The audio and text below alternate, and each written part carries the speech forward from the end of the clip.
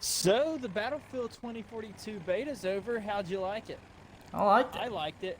I Well, liked I was gonna say I liked it, unless you didn't. In that case, I hated it. it. Yeah, But no, nothing like some but I social thought, pressure to change your mind. yeah, that's right. No, but I thought it was fun. As you know, I enjoy certain other games more than the Battlefield franchise. So, I kind of had a more open mind and less hard expectations coming in. Yeah, So I just yeah, kind of enjoyed the package that was delivered. yeah, Yeah, go ahead. yeah. I was just gonna say, I think that's a huge thing going in with no. I mean, expectations. Obviously, you're gonna have expectations, but I mean, as we'll see in a second, I think that's the hang up here. But yeah, go ahead. Yeah. So yeah, as we'll probably talk about the one of the bigger complaints was specialist. But aside from that, what were your other thoughts?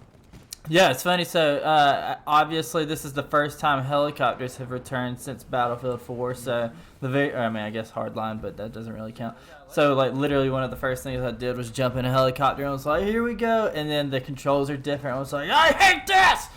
But after like we played a little bit, I was like, "Oh, this is actually totally fine," and I don't even care if they revert the controls back or keep them like this because it felt totally fine. And I think that was the story for the entire beta. It's just like giving it a shot for what it is rather than what you think it should be. I mean, granted, everybody. And it's funny too because it's not like, well, it's a new game, so we just have to accept what it is, and it's not the thing of the old. But as we flew, it became much more familiar to what used to be, other than just a slight few changes. Right. And as we played the rest of the game, it became more familiar than what it seemed to at first as well. Yeah, absolutely. By the time we finished the beta, we were like, this feels like the proper evolution of Battlefield. It feels exactly what I want from the gunplay. Like, the map is fantastic, the vehicle gameplay is fantastic, the sandbox is exactly what it should be. So overall, like, we left the beta like saying that was fun as crap, especially because we played together. And Right. so, yeah.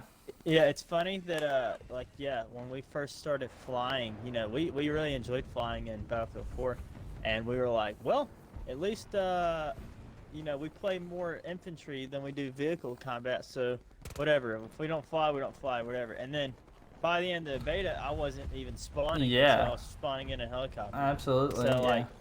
So all the things like we were saying to each other,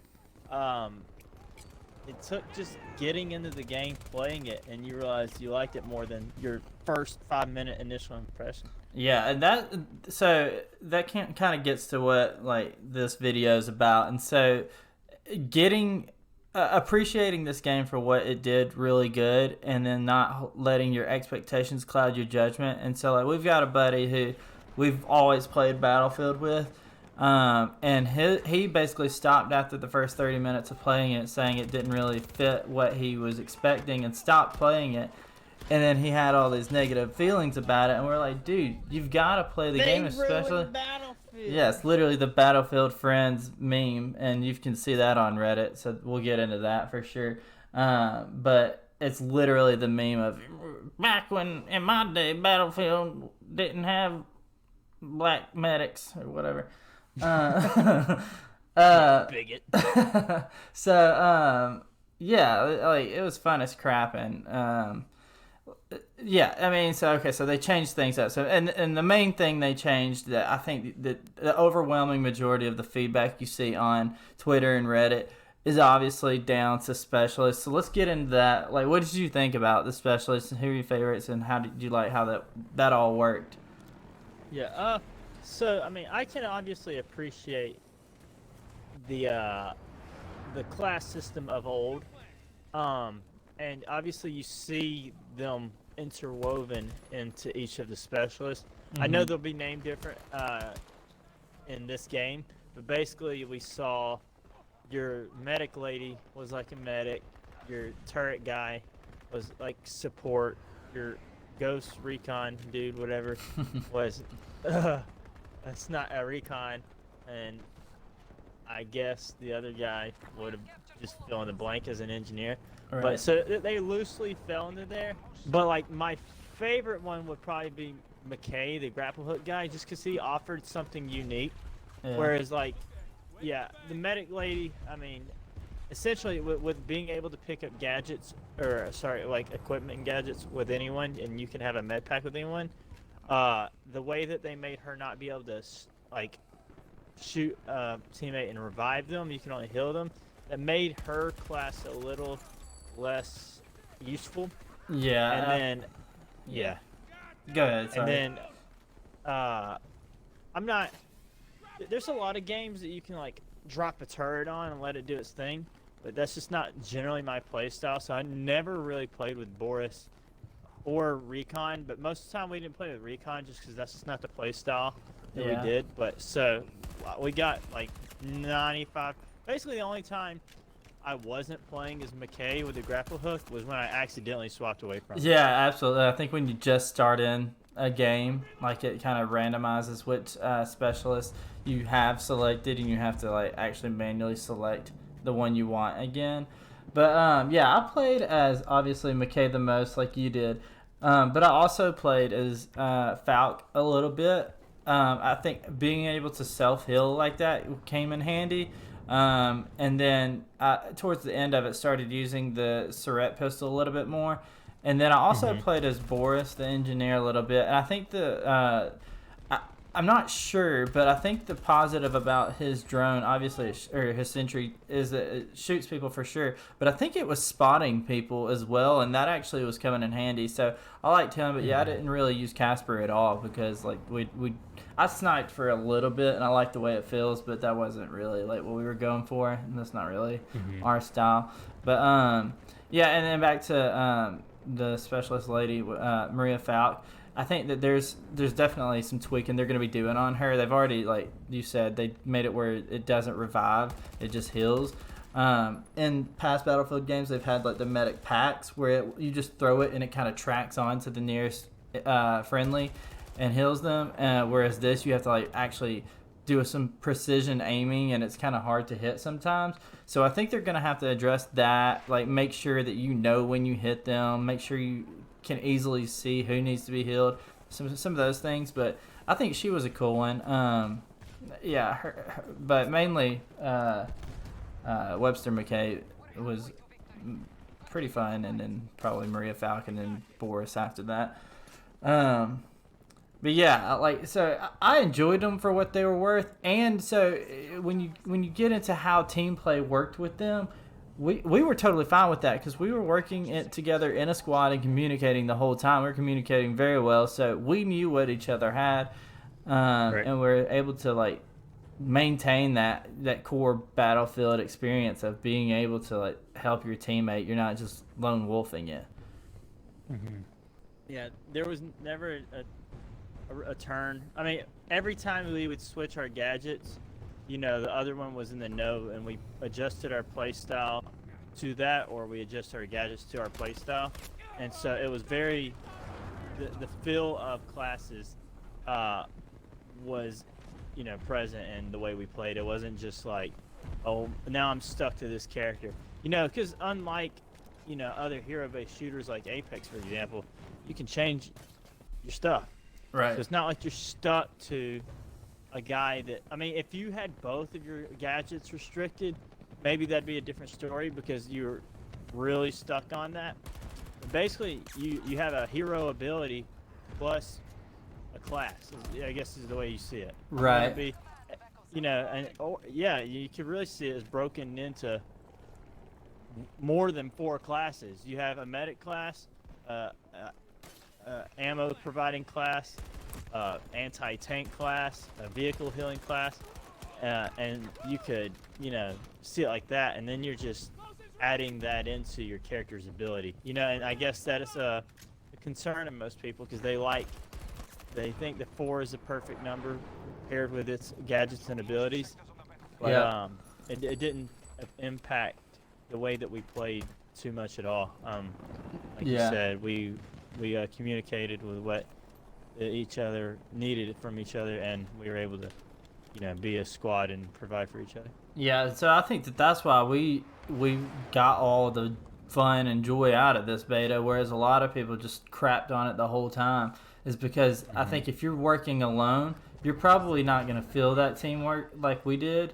So I can from that point of view, I can understand the criticisms that we've seen of people wanting classes to return. One thing that's stupid that I have heard is when I'm shooting at someone, I want to know what they will likely have if they're an engineer and have a SMG and a repair torch or a rocket launcher, or if they're a medic or whatever. I don't give a crap if I'm shooting at someone. I think that's a dumb argument that needs to just be put on.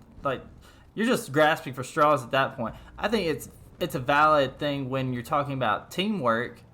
And so it's your own team. But yeah, when it's your enemies and you're like, oh, I need to see a good silhouette to see what I'm going against. No, you're going to see a silhouette and kill them instantly. You're not going to assess, oh, this is a support class, so they might jump behind that wall and jump and drop ammo. You should be able to, and this is coming from my Battle Royale experience, but you got to be able to expect anything. You know what I mean? You don't know if a guy you're going up against has frags, so if he starts throwing those from behind a tree, you got to adjust your play style. You don't just get to look at him and go, oh, well, he's going to be compromised during this, and you know what I mean? That's part of the game. It's not to me, that's silly. You're just knowing who you're going up against. Yeah, that's dumb.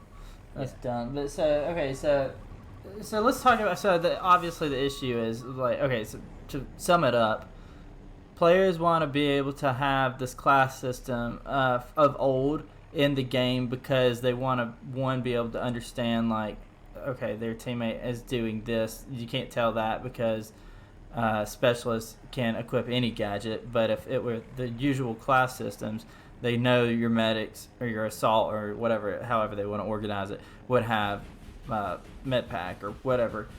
Just some transparency and visibility there, and so that's fine. So one thing that's interesting, and I think it could be a fair compromise here, is if they were able to maintain the specialist in that's currently in the game, but also incorporate classes. That's something that some people are talking about, and it actually seems like it's not that far off from being possible. And here's why. So there's this post on Reddit I saw that someone has taken a screenshot of different US AI models, and it looks pretty clear. So I'm putting the image up on the screen right now that from left to right we've got an engineer, assault, support, and recon soldier here. So I think that if you were to if DICE wanted to be able to incorporate those into the game, I mean, they've built out the models for it. I don't know if they need more polishing or what else would be behind the scenes to prevent that. I don't really know, but I mean, it looks like they could probably do it. Then you just have to figure out how to mix that in with the specialist, which it seems like they could do it. I don't know. They have already classified each specialist or operator as falling within a bucket of already predetermined classes, although they're not restricted to anything. But yeah, so they could absolutely expand on that and just being it's kind of just a pre-skinned, pre-selected loadout for that class, but then you could also have just the open base model of that class where you kind of more customize the things in it. Yeah, and here's another graphic I found on Reddit. And it's basically exactly what you just said. So you've got the option to choose between the specialists that fall within a given class or the generic soldier within that class. And so, I mean, it doesn't have to be exactly like this is spelled out here, but for example, the specialist, you have your unique perk, I think McKay has versatile or something. He's mobile when aiming down sights or something apparently. And then he's got his grapple hook, and then you can probably pick another gadget. I think that then you could then say a generic soldier would have no grapple hook or anything like that, but you could pick 2 gadget slots. I don't know if that's the exact implementation here shown, but it seems like that would give players an option of saying, do you want this specialist who has this very unique, only they can use it, like a grapple hook or medic pistol or something like that, or do you want to just go back to old school, like here's your generic boots on the ground soldier with like a locked gadget selection. So As we saw with our friends, there is a core Battlefield fan base that was rattled by it, so I think it would be a decently good move for them to incorporate that, because they're not taking away anything, they're just only allowing that to happen. So yeah, I don't know. Yeah, and it's not too much work. I mean, they already have the Battlefield 3 character like abilities, I guess you would say, in there, so they don't have to program like, oh, we just don't have the coding in and all that. Literally, it would just be importing those towards to be able to be playable right alongside the specialist. Right. Yeah, I think they would just need to figure out like UI and how it's like organized for users to be able to select like, hey, this is how you either select a specialist or a generic soldier, and if you select a specialist, here are the gadgets you're able to choose from, and if you select a generic, here's what you're able to like. So I think that you've got to figure that stuff out. Maybe that's already in there, maybe like based on what they've implemented in Portal, it's kind of similar. We don't know what that looks like, so I can't really speak to that, but yeah, I agree that like you want to listen to your core fan base, and that has been the core experience from every Battlefield. I do think that if you were to introduce specialists as like this like specialized version, I don't know what other word to use, version of your class, that it feels more like a gradual evolution of the class system rather than just all right, here's what we're doing now. So yeah, I think that. Yeah, if they could listen to that and update that, I think that would be better. Like you're saying, it doesn't retract from the people who did like it. Yeah, so the idea, or at least one thing I saw, was the fact that specialists were probably made for Hazard Zone to be like hero-based battle royales type game, whatever Hazard Zone turns out to be, and they liked them and wanted to just to bring them in to the main game versus having their traditional class system. But you know, where we would see probably it being well received to have various specific nailed down roles like that of Apex in the competitive mode, whatever that is, or battle royale mode. You know, obviously the fan base isn't too crazy about having it as part of the traditional Battlefield experience, but like our experience is, you know, we're all here for it, because they, you know, again, it doesn't play too much differently from the traditional class system. That's the thing. Once you actually start playing, it feels the same. Like if like say McKay only had his grappling hook and you couldn't equip ammo and you couldn't equip a med pack or whatever, so therefore you couldn't support your team. Like if your hero could only do their hero thing, that would probably change Battlefield a lot, because, you know, one issue, I don't know if they fixed it because I stopped playing Battlefield 5 really early, but it just felt like you never really needed your team, and I didn't really get that feeling on this. We were together a lot, we were supporting each other a lot, and so it didn't feel like the specialists took away from what Battlefield offered. It just added a little flavor to it. But, you know, like we were saying, it wouldn't necessarily be a bad move to offer the classes plus the specialist. Yeah, I definitely don't think, I mean, I don't think they would, but I definitely don't think they would need to take away the specialist. That would be silly, and that would be, to me, caving into a mob. Yeah, that would definitely be caving in, and I don't see that happening at all. I think like they've marketed with the specialists so much, like the specialists are front and center in the gameplay reveal, the gameplay trailer. There's no chance that happens, but yeah, that would suck. But yeah, that would suck real bad if they had no just like gadget slot and it was just their default like unique gadget associated with that specialist only. That would suck. Luckily that's not the case. So. But yeah, so we've got the Hazard Zone trailer reveal, whatever, on the 14th. So we're looking forward to that. And then, what is it? A month from that date is, I think it's a month from that date is the release of the game. So we're not far off now. So I'm looking forward to it. Yeah, it's funny. I'm definitely looking forward to it, me more personally, than before the beta myself. You know, I was enjoying the trailers as they came out and stuff like that, but given that Battlefield's not my one and only game, you know, I'm distracted elsewhere. So, but playing it definitely made me go, okay, well, I'm looking forward to other specialists. I'm looking forward to Hazard Zone. I'm looking forward to new maps and stuff. Because I had a good time on what I did get. So. Yeah. Well, yeah, let us know what your guys' thoughts are. I know that this is definitely a big bless you.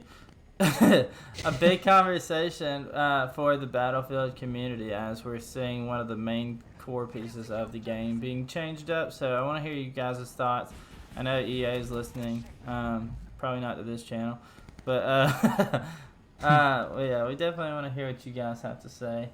Yeah, and definitely if y'all have other ideas other than what's we were showing, that like you like, oh, this would be a good way to improve that. We're definitely curious to just hearing other ideas, and especially if you feel like you've got like a good idea of what they actually are planning on doing. We're definitely looking forward to hearing more about that. So, you know, if y'all have heard anything, definitely drop a link in the comments.